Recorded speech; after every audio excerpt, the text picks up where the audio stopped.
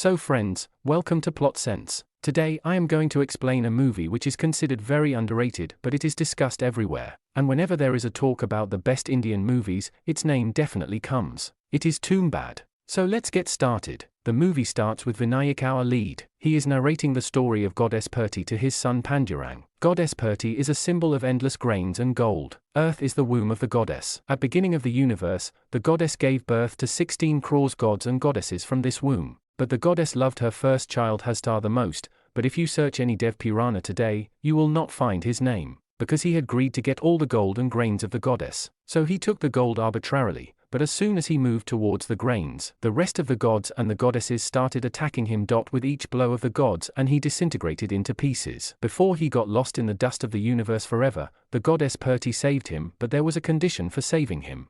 No one should worship him and his name will be forgotten forever. Many ages passed. Hastar kept sleeping in his mother's womb, but one day our own ancestors remembered him and built a temple in his name.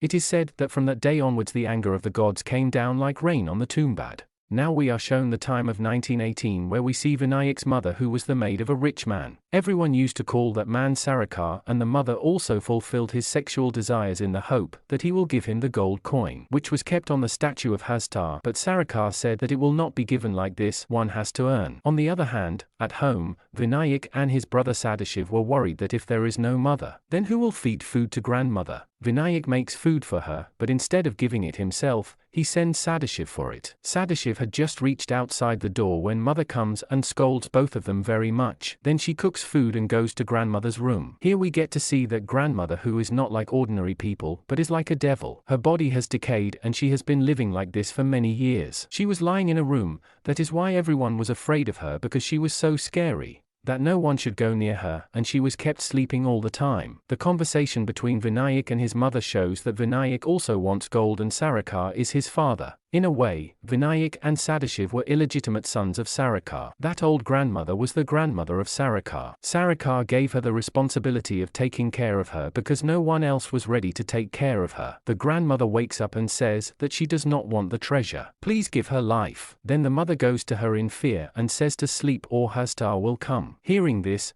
grandmother immediately falls asleep. When the news comes that Sarvankar is no more, then mother says that there is no point in staying here. Now we will leave Tumbbad and go to Pune. Vinayak says that there is treasure somewhere in the palace. It is hidden, let's find it. Mother says that Sarvankar has been searching for it all his life. It has not been found anywhere, and he has also spent all the earnings of his ancestors, so now nothing is left.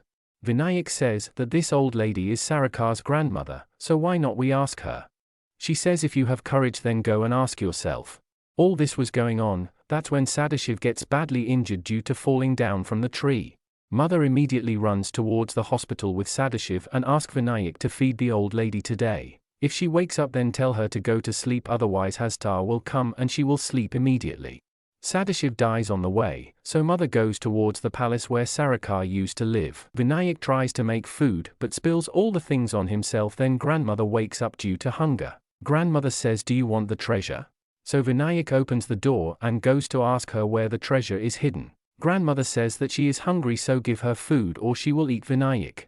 Vinayak immediately runs to prepare food, but he had left the door open. Then grandmother comes out and starts dragging him to her room.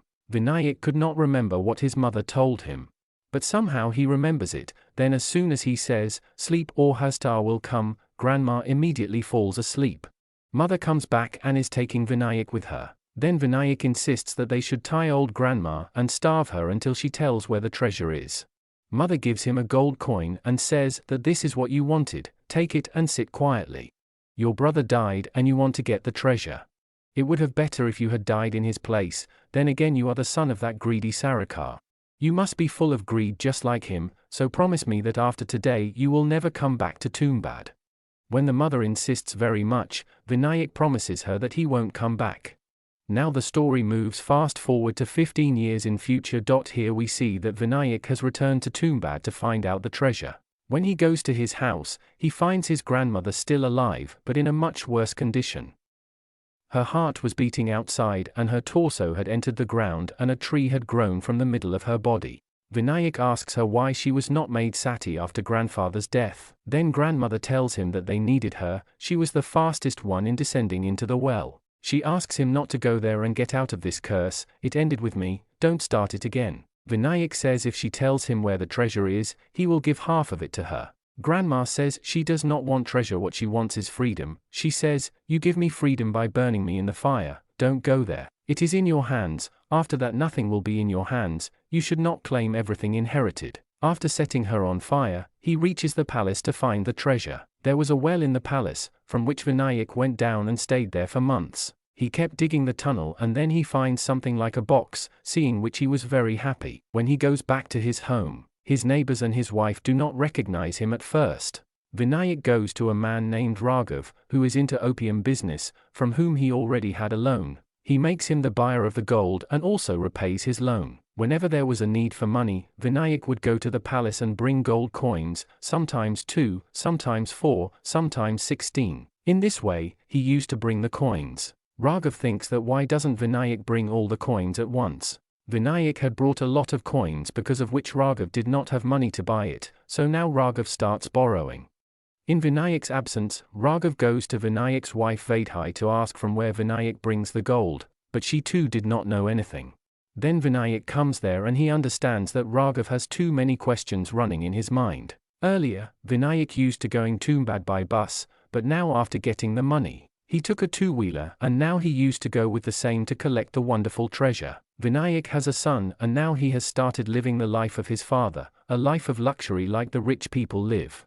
Raghav brings a girl to Vinayak and says make her the maid of your house and write off my loan. Thinking about quenching his fire of lust through this girl, Vinayak takes her in. When the night falls, the girl invites Vinayak to her, out of pleasure. The girl has seen that Vinayak has a lot of money, so in exchange for the money, she tells him a secret, that Raghav left her there so that she could keep Vinayak busy with her for 2 days. We get to see that Raghav has reached outside the palace. He knew that Vinayak comes here but did not know from where he gets the gold. Vinayak also reaches there and he knows that Raghav is here but still, deliberately, to show Raghav, he starts the process of taking out the gold. Raghav sees that Vinayak went inside the well and then came out with the gold coin, making him think that it is very easy. After Vinayak leaves, Raghav goes down into the well and reaches that box through the tunnel. When he opens that box, there was no gold in it, but there was a tunnel, so with the help of a rope he goes down. Meanwhile Vinayak comes back, he had not gone but was sitting there making a doll out of flour. When Raghav reaches inside, he sees that he is inside something alive. Everything seems to be alive. He sees a box there. He starts rubbing it thinking that something like gin will come out of it. When nothing comes out, he opens the box. There was a dough doll in it just like Vinayak was making. Raghav starts thinking with the dough doll in his hand. After all, what is the use of it? That's when some devil-like creature attacks Raghav. After some time, Vinayak comes down and we get to see that Raghav is lying frozen on the wall and his body is melting. Something strange is happening. Vinayak says, go to sleep Raghav, otherwise Hastar will come, so Raghav goes to sleep, meaning he too had become like grandmother. Vinayak makes a circle around himself from the flour and then takes out the doll. As soon as he takes the doll out, the devil comes back to eat it. Hastar, the devil, could not enter inside the circle made of dough. When Vinayak throws the dough doll away, Hastar starts eating it, and that's when, seeing the opportunity, Vinayak opens the bag tied behind Hastar from which many gold coins fall. He quickly picks up a few gold coins and is going to go up while climbing the rope, but before that he burns Raghav, so that he does not have to suffer like this. After eating the doll, Hastar immediately runs to catch Vinayak, but Vinayak was quick. He climbs up and closes the box. This is how Vinayak brings gold coins, risking his life. One mistake and he would be cursed. In her time, grandmother also used to do the same thing, but maybe Hastar touched her, making her a devil. This is why they knew where the treasure was, but no one would have ever thought that the way to get it would be this dangerous. This was the reason why grandmother was repeatedly telling Vinayak not to go there, because she did not want him to face the same fate she was facing. Vaidehi learns that the girl that Raghav brought is seducing her husband, so she kicks her out of the house.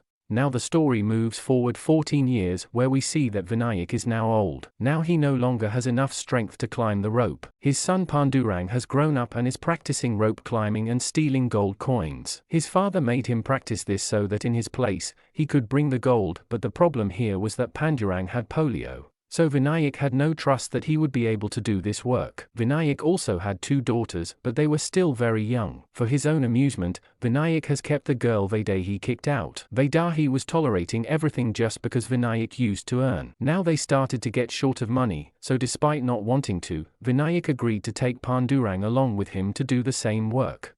On the way, Pandurang asks, "What you do in Tumbbad?" Vinayak says that if there is a god who touches you and makes you immortal, you know where that infinite treasure is. You have only 2 things to do, sleep and eat. Would you like this? Pandurang says, who would not want such a thing? Vinayak says those who knows this is not a blessing but a curse worse than death. Where Vinayak used to go inside was the womb of the goddess, where Hastar lived. Hastar had captured the gold but had not captured the grains. That is why he was hungry for many years. As soon as he got a doll made of flour, he would pounce on it. He could not come inside the circle made of flour because as he could not steal the grains. He is both hungry and afraid of flour.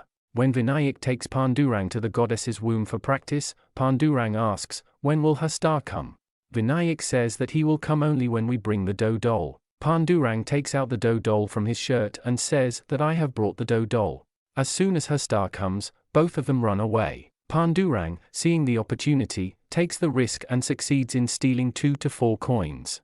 After both of them survived from Hastar, Vinayak beats Pandurang and asks why he took the flour doll when he was told not to. But the coins Pandurang stole, Vinayak keeps them for himself and giving Pandurang only 1 coin as his earning. Here it becomes clear that Pandurang is also greedy just like his father because he chose to steal the coins than to save his own life. The country had got independence and now everything was going to come under the control of the government of India, even Tumbbad. So Vinayak started worrying about how will he go to the palace if it all belongs to the government, because he did not even have any documents to prove that the palace belonged to him, and there was not enough money left to last his whole life.